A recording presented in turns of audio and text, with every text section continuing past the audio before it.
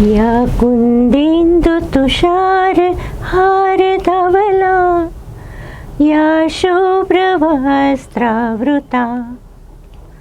या वीणा वरदण्ड मण्डितकरा या श्वेत पद्मासना या ब्रह्माच्युत शंकर प्रभृतिभिः देवै सदा वन्दिता सा मां पातु सरस्वती भगवती निशेषजाड्यापहा। सो दर्शकों, ये मधुर आवाज़ जो सरस्वती वंदना हमें आज सुनाई है, ये आवाज़ उन्होंने सुनाई है, उनका नाम है चित्रा मेहता। आप सभी को पता चल गया होगा कि आज की हमारी जो गेस्ट है एक वर्सेटाइल सिंगर है, जो ना ही कि एक भाषा में, बहुत ही अनेक भाषा में सॉन्ग्स गाते हैं। उन्होंने अपने सॉन्ग्स के लिए बहुत सारे अलग अलग प्रयास किए गए हैं, जैसे वो भजन गाते हैं, गज़ल गाते हैं, उसके साथ साथ बॉलीवुड के भी सॉन्ग्स गाते हैं। तो ऐसी वर्सेटाइल सिंगर हमारे पॉडकास्ट शो में आई है चाय पे चर्चा सीज़न 3 और पॉडकास्ट बाय खुशबू सेठ। तो हम उनका वेलकम करते हैं।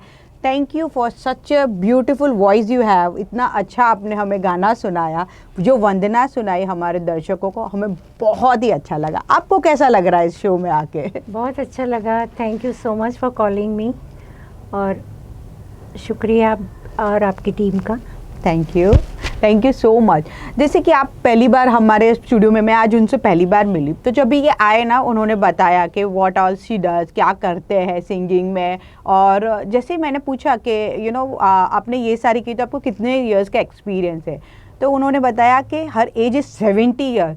तो मैंने बोला 70 years and still you are doing. उन्होंने बोला कि कल मेरा शो भी है एक, और मैंने बोला कि कल आपका शो है, आज आप हमारे साथ टॉक शो में बैठे हो, and in age of 70 you are so मतलब एक्टिव। आप कितने एक्टिव हो, तो आपके टाइम पे आप कितने एक्टिव रहेंगे? आपने क्या कुछ नहीं किया होगा, मतलब आपकी जर्नी तो पूरे ये सारे कामयाबी से, अचीवमेंट से, सक्सेस से भरी होगी। तो हमें और हमारे दर्शकों को ये सारी बातें बताएं कि आपने शुरुआत ये सिंगिंग की कहाँ से की, और ये जर्नी आपकी कैसे चालू हो गई?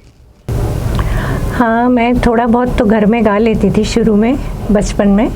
फिर कॉलेज में मैंने बहुत सारे इवेंट्स में पार्ट लिया, और अलग अलग डांस, अलग अलग लैंग्वेजेस के गाने, तो बहुत सारे मौके मिले मुझे गाने के लिए, और तभी मुझे लगा कि मैं इसमें आगे बढ़ूँ। Oh wow. हाँ, और शायद करियर भी बनाऊँ। तो ग्रेजुएशन के बाद मैंने धीरे धीरे थोड़े थोड़े छोटे मोटे प्रोग्राम्स में गाना चालू किया, और पहचान भी बढ़ती गई, और अच्छे से परफॉर्म करने का भी कॉन्फिडेंस आया। Oh wow. तो आपको रास्ता मिलता गया जैसे जैसे आप परफॉर्म करते गए। तो कभी भी दर्शक ऐसा होता है कि दिल से आवाज़ आती है, मुझे ये चीज़ करनी है, तो वो ज़रूर कीजिएगा, क्योंकि कैसा होता है कि आप वो करेंगे तो ऑटोमेटिकली आपको रास्ता मिल जाएगा, आपको हेल्पफुल जो पीपल है उस आजू बाजू आपके आ जाएंगे। सो ये कैसा है, एक सोल कनेक्ट करता है हमें कि ये चीज़ करनी है, बड़ी शिद्दत से करनी है। जब ये शिद्दत से आती है ना कि नहीं मुझे ये जुनून है, करना है, तो वो आप ज़रूर करना, और आप उसमें कामयाबी ज़रूर हासिल करेंगे, जैसे इन्होंने की है। मैंने सुना है कि आप भजन भी गाते हैं, गज़ल्स भी गाते हैं, उसके साथ साथ फिल्म्स के सॉन्ग्स भी गाते हैं। तो ये तो वर्सेटाइल ये सारी चीज़ें हैं। तो इसमें ये आपको कहाँ से ये इंस्पिरेशन मिली कि ये इतना, मतलब ये सारी चीज़ें करनी है, गज़ल भी करना है, ये भी करना है, भजन भी करना है? थोड़ा बहुत मेरी मदर की वजह से, म्यूज़िक का तो बैकग्राउंड था, वो भी गाती थी। ओके। और दूसरी बात आध्यात्मिक भी थी वो। हाँ। तो बहुत सारे ऐसे भजन वगैरह मैं सुनती रहती थी उनके साथ। हाँ। और धीरे धीरे फिर फिल्म सॉन्ग्स भी अच्छे लगने लगे। हाँ। गाने में, कॉलेज में, बाहर प्रोग्राम्स में, और ज़्यादा करके हिंदी सॉन्ग्स ज़्यादा गाते थे। फिर कोई सिंगर को गज़ल की ज़रूरत थी, गज़ल सिंगर की, तो 4-5 दिन उनके साथ गज़लें गाई। लखनऊ जाके रिकॉर्डिंग्स भी किए, फिर गज़ल के प्राइवेट रिकॉर्डिंग्स, तभी लाइव रिकॉर्डिंग होती थी। ट्रैक नहीं बनते थे, इंस्ट्रूमेंट्स के साथ गाना पड़ता था स्टूडियो में। ओके। तो वो भी एक्सपीरियंस होगा। मेरे साथ बहुत ही अच्छे अच्छे इंस्ट्रूमेंट्स बजाने वाले थे वहाँ के, लखनऊ के। और लखनऊ में स्टूडियो में गजल गाना, मतलब बाय गॉड इसे एक्सपीरियंस ही बहुत अलग अच्छा हो, लग रहा मतलब था, हाँ। हाँ, जैसे होम टाउन क्रिकेट के कैसे होता है वैसे गजल का होम टाउन कह और सकते हैं वहाँ हम। बहुत बहुत ही अच्छा, एक तो माहौल भी अच्छा मिला, हाँ, एप्रिसिएशन भी मिला, वहाँ से मिला तो और कॉन्फिडेंस आया। फिर जब यहाँ प्रोग्राम करती थी तो मुझे बोलते थे आप गुजराती हैं तो गुजराती गाने गाइए, हिंदी तो गाते ही हैं आप, और लैंग्वेजेस में भी शुरू कीजिए कुछ। तो लकीली बंगाली में भी मुझे शलील चौधरी जी के साथ गाने आप को मिला। बंगाली में भी गाना गाते हो? जी। और गुजराती हो बाय, तो आप गुजराती तो आपको आती है, तो आप गुजराती, हिंदी, बंगाली और कौन सी लैंग्वेजेस में? भोजपुरी, मारवाड़ी, उसमें भी हमने कुछ गाने किए थे, कैसेट। So ये सारी 2-3 साल पहले कुछ मराठी गाने का भी हाँ, मैंने किया था। हाँ हाँ। पुणे जाके उन्होंने बुलाया, फ़ोन पर आवाज़ सुन के बुलाया। और एक अच्छी बात यह है कि बहुत टाइम पहले हाँ हाँ। एक रिकॉर्डिस्ट ने मुझे इंट्रोड्यूस किया था साउथ इंडियन रजनीकांत जी की फिल्म के लिए। तो वाह। हिंदी में डबिंग करना था साउथ की फिल्म का, हाँ। तो वो मैंने किया था। आई थॉट, मुझे तो इन बिटवीन लगा कि आप साउथ इंडियन में भी गाना गाते हो, ऐसे लगा मुझे। आई वाज लाइक कि ये अभी एक और एक न्यूज़ देगी, लेकिन गुड इतनी वर्सेटाइल लैंग्वेज में आप गाते हो तो बहुत डिफ़िकल्टी आती होगी, क्योंकि हर एक भाषा के बोलने का तरीका, उच्चार, वर्डिंग, एसेंस बहुत अलग होते हैं। गुजराती, इवन एक आप सिंपल सी हिंदी भी लैंग्वेज ले लीजिए, हिंदी अलग अलग स्टेट्स में अलग अलग तरीके से लोग एसेंस में बोलते हैं, तो डिफरेंस होता है। तो आपने ये सारे लैंग्वेज में आपको बहुत डिफ़िकल्टी आई होगी गाने में, सो आपने कैसे ये डिफ़िकल्टी को ओवरकम किया? एक्चुअली स्क्रिप्ट हमारी लैंग्वेज में हम लिख लेते हैं, हाँ, तो कोई प्रॉब्लम नहीं होता हिंदी, इंग्लिश, गुजराती में। और फीलिंग्स क्या है गाने की, वो अगर समझ लें तो कोई प्रॉब्लम नहीं होती है। किसके कौन से सिचुएशन के लिए गाना है, जैसे मराठी में था तो अन्ना भाऊ साठे उनकी लिखी हुई लावणी थी, और सुबह उठ के जैसे कुछ पॉजिटिव, कुछ अच्छा हो रहा है उसके लिए था। तो जो एक्सप्रेशन देनी थी, जैसे 16 साल की लड़की है, उठ के एकदम अचानक सूरज देख के, ओह, अच्छे दिन अभी शुरू हो गए, ऐसे हाँ। फीलिंग्स देनी थी, तो हम लोग समझ के गाते हैं। मतलब कि इमोशंस, मेन जो थीम रहती है जी, इमोशंस को जी। बहुत इम्पोर्टेंट है समझने हाँ। के। सो दर्शकों, आप और में से कोई language भी तो सिंगिंग कोई भी, करता हो हाँ, तो ये हाँ। आपको ध्यान रखनी चाहिए, राइट, कि ये Right. इमोशंस और एक्सप्रेशंस और मीनिंग समझना बहुत इम्पोर्टेंट है जरूर। गाने के पहले। आप हमारे दर्शक हो जो जिसको सिंगिंग में जाना चाहते हो या सिंगिंग करते हो, उन्हें कोई आप अपनी तरफ से कोई टिप्स या कुछ देना Sure. चाहेंगे, सलाह मशवरा? ज़रूर। एक तो मैं तो वैसे सिखाती भी हूँ प्राइवेटली, हाँ। लेकिन सीखना है तो अच्छे गाने सुनिए, अच्छे लोगों को सुनिए, अच्छे कंपनी में उठिए बैठिए, और जब भी गाएंगे तो अच्छे इंस्ट्रूमेंट्स के साथ रहना चाहिए, जो अच्छे बजाने वाले होते हैं उनसे।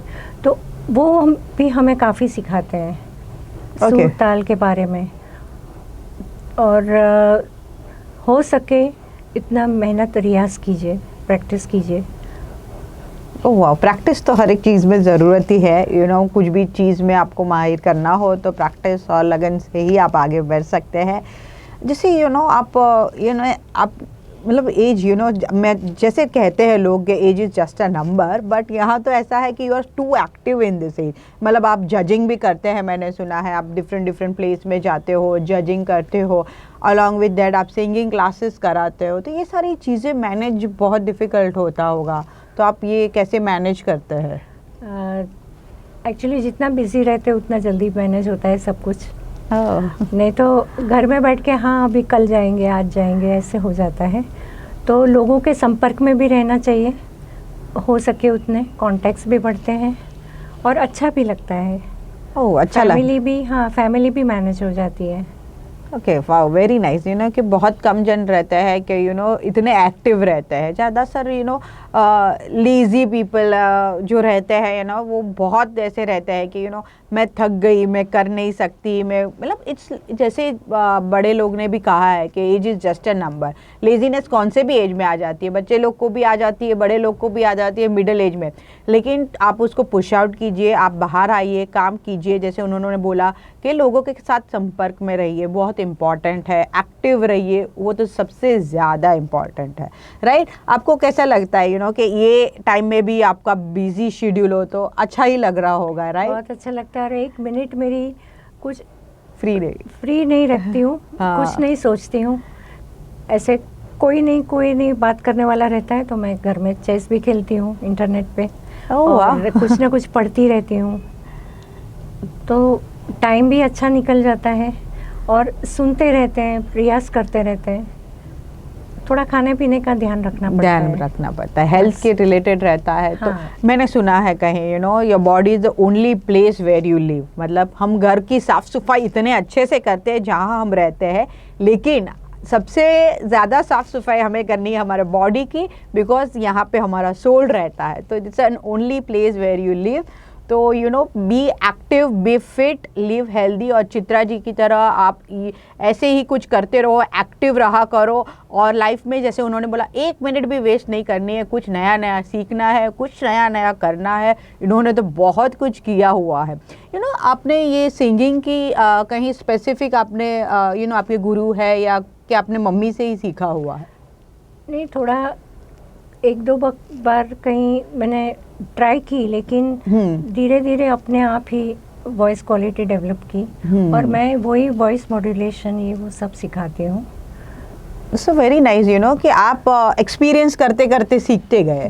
That's the best you know. कभी लोग सीख लेते हैं लेकिन एक्सपीरियंस नहीं कर पाते और आगे नहीं बढ़ पाते। यहाँ तो उन्होंने एक्सपीरियंस करते करते नई नई चीज़ें सीखी है। अभी रिकॉर्डिंग्स भी चालू है मेरे भजन के, 2-3 तो हो गए, एक बाकी है। Oh wow, very nice. आप अभी भी रिकॉर्डिंग करते हो? जी, studio at this stage? Yes yes. Very nice. और आपके क्या हम दर्शकों को मैं ये कहना चाहूँगी कि आपको उनके बारे में ज़्यादा जानकारी चाहिए या डिटेल्स चाहिए तो डिस्क्रिप्शन में सारे दी गए हैं। ये खुद सिखाती भी है, आपको उसके साथ जुड़ना है तो भी आप हमें उन्हें संपर्क कर सकते हैं। डिस्क्रिप्शन में सारे डिटेल्स दिए गए। और आप हमारी चैनल में पहली बार आए हैं तो आपको सब्सक्राइब करना ज़रूरी है। आप जाते जाते एक गाना हमारे दर्शकों के लिए please, one song, last song. Okay.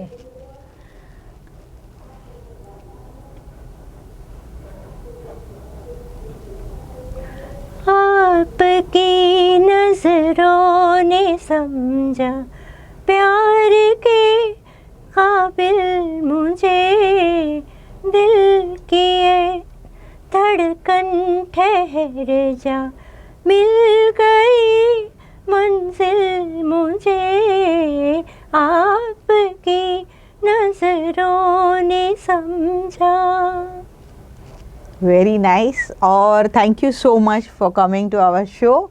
और दर्शकों, यहीं पे हम हमारे शो की समापना करते हैं। मिलते हैं हम नेक्स्ट एपिसोड में।